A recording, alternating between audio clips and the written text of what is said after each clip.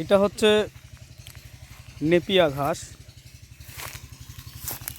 এই ঘাস এর তো এরকম অবস্থাতেই কাটতে হয়, এরা পরিপূর্ণ হয়ে গেছে প্রায় 5.5, প্রায় এই যে হাইটের দিক থেকে 5.5 থেকে 6 ফিট লম্বা হয়। আর এই ঘাস খুবই ভালো, গরু খুব খায়। তবে এর চাইতেও নতুন একটা ঘাস আসছে ওই পাশে, যেটা অন্য একটা জাত,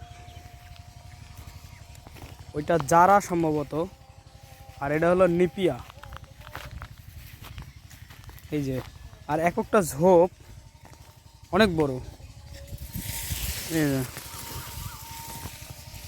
এই এক একটা ঝোপ অনেক বড়, অনেক বড়, মানে বিশাল বিশাল ঝোপ। এই যে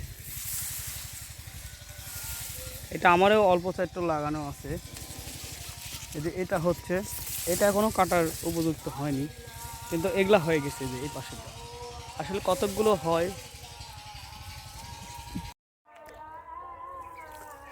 তো এই হচ্ছে নিপিয়া। নিপিয়ার ঘাসটা অনেক ভালো হয়। এটা হচ্ছে অন্য একটা জমি, এদের 2টা গরু আছে, তবুও এতগুলো ঘাস লাগাইছে। 2টা গরুর জন্য এরা লাগাইছে প্রায় 7-8 কাঠা জমি লাগাইছে।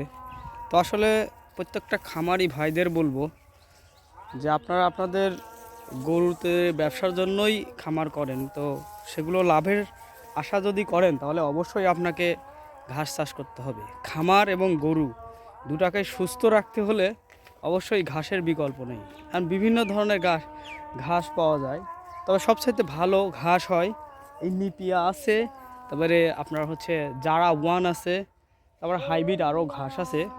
তো আমি বলবো যে অল্প অল্প করে, মানে অল্প জমিতে অনেকগুলো ঘাস, আপনারা বিভিন্ন ধরনের ঘাস লাগাবেন আর বিভিন্ন ধরনের ঘাসই গরুকে খাওয়াবেন, তাহলে সব ধরনের পুষ্টি এবং চাহিদা, যে ঘাসের যে চাহিদা সেটা সম্পূর্ণ হবে। আজকে প্রচণ্ড পরিমাণে খরা, মানে এত পরিমাণে রোদ আর বাতাস নেই, ঘুমসি গরম। তো এখানে আসি বসছি। এই যে এই পাশেই ঘাস, এগুলো মানুষের। তার পাশে এই যে, আসলে আমাদের এইদিকে সবাই পরিপূর্ণভাবেই শিখে গেছে বললেই চলে, কারণ তারা সবচাইতে প্রথমে যে বিষয়টা খেয়াল রাখে সেটা হচ্ছে ঘাসটাই আগে করতেছে। কারো যদি একটা গরু থাকে তবুও তারা দেখা যাচ্ছে 4 থেকে 5 কাঠা ঘাস লাগায় রাখতেছে, এক পাশ থেকে কাটতেছে আর এক পাশ থেকে বড় হয়ে যাচ্ছে। তো আসলে সবাইকে আমি একটাই মেসেজ দিব, যদি আপনি একটা গরু বা 2টা গরু, যেটাই হোক না কেন, ছোট বড় যাই হোক, বড় যদি খামার হয় তাহলে বেশি করে আপনাকে অবশ্যই ঘাস লাগাতে হবে। আর 1টা 2টা গরু থাকলে তবু আপনাকে 4 কাঠা বা 5 কাঠা বা 10 কাঠা জমিতে আপনি ঘাস বুনে রাখবেন। ঘাস যত বেশি হবে আপনার তত মানে খামারের প্রতি আগ্রহটা বাড়বে। তখন আপনার ওই খাদ্য, ভুসি এগুলোর খুব কম লাগবে। কারণ গরুর সবচাইতে আমি বলবো বিরিয়ানি, আমরা যে বছরে কয়েকবার করে ওই যখন আত্মীয় স্বজন বা কোনো অনুষ্ঠানে আমরা ওই যে বিরিয়ানির আয়োজন করি না, তো গরুরও ঠিক সেরকম। এই যে এই ধরনের ঘাসগুলো গরুর কাছে বিরিয়ানি। তো প্রত্যেকটা ঘাসই গরুর কাছে খুব ভালো লাগে। তো আমরা এই যে সবসময় সারা বছর খড় দিয়ে অনেকে সেভাবে লাভ করতে পারি না।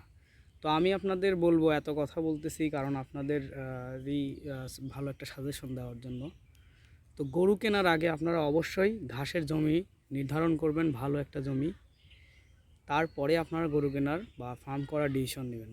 তো আমি চাই আপনারা ঘাস লাগান এবং ফার্ম করেন। ফার্মও সুস্থ থাকবে, আপনিও সুস্থ থাকবেন এবং সব দিক থেকে লাভবান হবেন। সো আজকের ভিডিও এই পর্যন্তই। পরবর্তীতে আমি আরও অনেক ধরনের ভিডিও বানাবো। আমি নতুন চ্যানেল খুলছি। আমি আমি আমার এক্সপিরিয়েন্স থেকে, বাস্তব যে এক্সপিরিয়েন্সগুলো একদম ফিজিক্যাল, সেগুলোই আমি আপনাদের মাঝে ছোট ছোট করে তুলে ধরবো প্রত্যেকটা ভিডিওতে। আর কাজের অনেক ব্যস্ততা, কারণ অনেক কিছুই মেনটেন করতে হয়, সেক্ষেত্রে হয়তো প্রতিদিন ভিডিও দেওয়া সম্ভব হবে না।